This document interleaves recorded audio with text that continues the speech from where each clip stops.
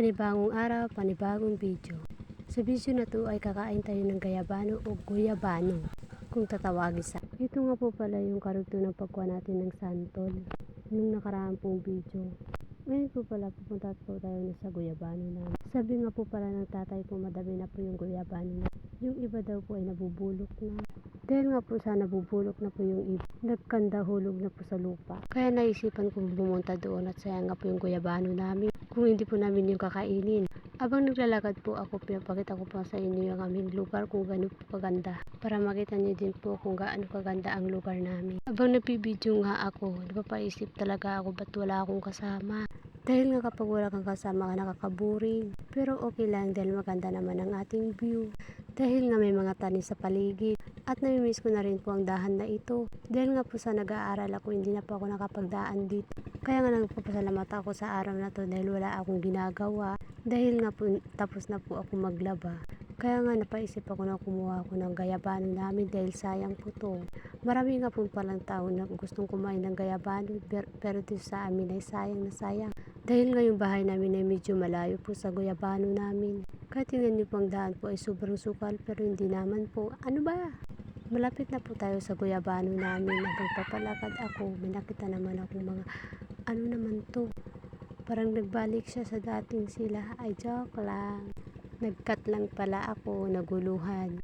At ito na nga po yung guyabano namin. Bali, 4 na puno po yun. At ito nga po yung mga nahulog.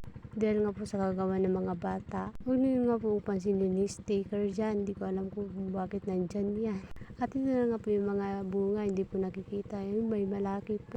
Dahil nga habagat ngayon, sobrang dami ng langgam sa puno. Kaya nga po hindi naman po ako makaakyat. Hindi ko na po na-videoan ipagkuha ko ng gayabano. Dahil nga po nagpatulong lang po ako sa pinsan ko na umakyat siya. Kaya dito na po tayo sa kanal sa may bukid. Dahil pupunta po tayo dahil kukuha po tayo ng mangga.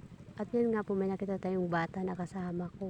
At dito na nga po tayo sa may mangga pero kakain pa po tayo ng gayabano.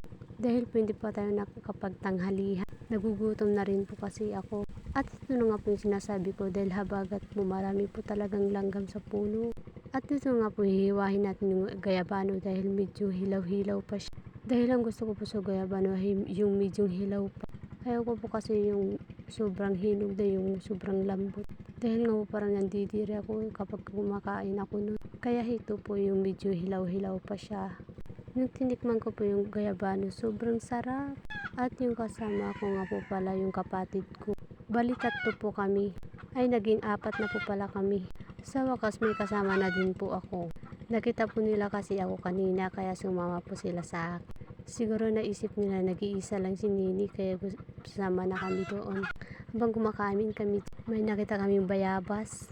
Kaya nagkuha ako at tinulungan ako ng 2 at ito na nga po pala yung bayabas. Sobrang hinog niya at parang napakasarap. O diba, marami talagang prutas dito sa amin. Ang sarap po. At itong 2 na to, gusto nila sa video. Sabi ko nga sa kasama ko, videoan sila kasi gusto nila. Proud na proud ay. At ito na nga po, susunod nga po pala yung kukuha kami ng mangga. At ito na nga po, ito na po yung mga susunod. Yung pag-akyat ko ng mangga. Nilanggam po ako. Bye! Love you more!